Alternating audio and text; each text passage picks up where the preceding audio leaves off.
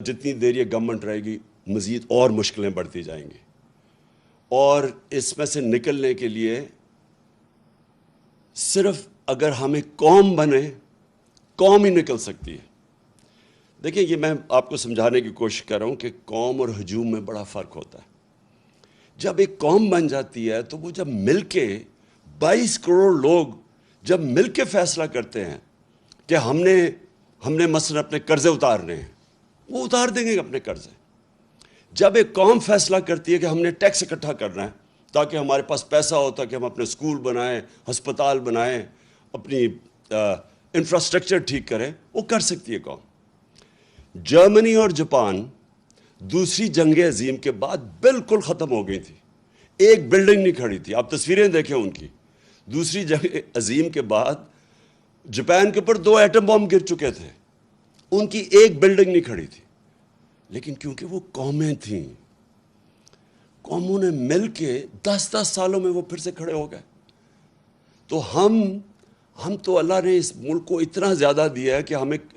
آپ کو بھی نہیں اندازہ کہ اس نے کتنی نعمتیں بخشی ہیں،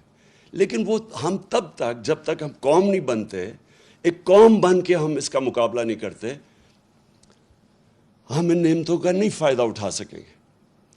ہم جب، مجھے بڑی اچھی طرح یاد ہے جب زلزلہ آیا پاکستان میں 2005 اور 2010 میں جب سیلاب آیا، کیونکہ میں کام کر رہا تھا، ریلیف ورک کر رہا تھا، میں لوگوں کے بیچ میں تھا، میں سب سے پہلے اپنے بیرون ملک پاکستانیوں کو موبلائز کروں گا۔ دیکھیں میرے پاکستانیوں، ایک چیز سمجھیں، ہمیں اندازہ ہی نہیں ہے کہ ہمارا کتنا بڑا اثاثہ ہے بیرون ملک پاکستانی۔ ہم نے آتے ساتھ ہی ان کی تھوڑی سی مدد کی کہ یہ جو پیسے بھیجتے ہیں، ریمیٹنسز بھیجتے ہیں، جو ہمارے لوگ باہر کام کرتے ہیں، ہم نے کوشش کی کہ بینک کے تھرو بھیجیں۔ پاکستان کی تاریخ میں سب سے زیادہ 31 ارب ڈالر کی ریمیٹنسز آئیں۔ ابھی ہم نے شروع ہی ہوئے تھے، ابھی ہم اور بھی ان کی مدد کر رہے تھے۔ ہم نے روشن ڈیجیٹل اکاؤنٹ کھولا تھا، ہم نے ابھی ان کے لیے پوری ایک پلان بنایا ہوا تھا کہ کیسے ہم نے ہاؤسنگ کے اندر ان کی انویسٹمنٹ لے کے آنی ہے۔ جو سب سے بڑا میرا پلان تھا، اور مجھے سب سے افسوس ہے کہ پہلا پلان سیبوٹاج کیا یہ آصف زرداری کی سندھ حکومت نے۔ ہم نے ایک بنڈل آئلینڈ ہے، اس کے اوپر ایک پورا ایک نیا شہر بنا رہے تھے، ماڈرن سٹی، اور بڑے بڑے انویسٹرز آ گئے جنہوں نے اربوں ڈالر اس میں انویسٹ کرنا تھا۔ تو اس سے ہونا کیا تھا کہ اس سے ایک تو کراچی جو پھیلتا جا رہا ہے اور جو مشکل، پانی بھی نہیں دے سکتے، سیوریج بھی نہیں دے سکتے، یعنی کراچی کا حالات جو کھنڈر بنتا جا رہا ہے، جب ایک پورا ایک ماڈرن سٹی جس طرح دبئی ہے، کیا وجہ کہ ہم دبئی جیسا ایک جزیرے کے اوپر شہر نہیں بنا سکتے؟ تو وہ پورے انویسٹرز بھی آ گئے۔ سندھ حکومت نے سیبوٹاج کیا، انہوں نے کہا کہ نہیں، ہم این او سی دے کے واپس لے لیا، اس میں ڈالرز آنے تھے۔ دوسرا جو راوی سٹی ہے، راوی سٹی لاہور کو بچانے کے لیے پرانا پلان ہے کوئی 15-20 سال کا، اس کے لیے بھی لوگ آ گئے، انویسٹرز تیار، ابھی بھی انویسٹرز ہیں، پتہ نہیں ابھی وہ، کیونکہ جب سے ہماری حکومت گئی ہے مجھے نہیں پتہ، وہ بھی آ گئے۔ ایک عدالت نے 1 سال سٹے آرڈر دے دیا، آگے بڑھ نہیں رہتے ہمیں،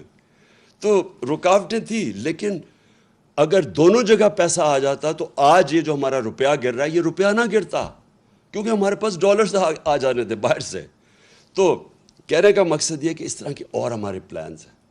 جو بیرون ملک پاکستانی ہیں، وہ سب سے پہلے، اگر ہم ان کے لیے جو پیکیج میں تیار کر رہا ہوں،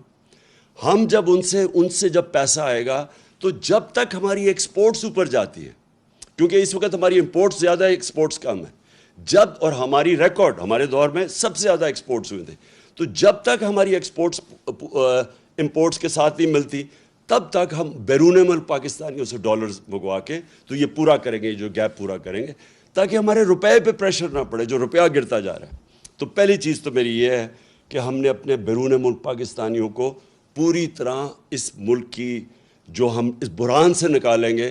پوری طرح ان کی ہم مدد لیں گے، اور ان کا جو اربوں ڈالر ان کے باہر پڑے ہیں، یہ محنت کش لوگ ہیں، ان کا انشاءاللہ پیسہ لے کے آئیں گے۔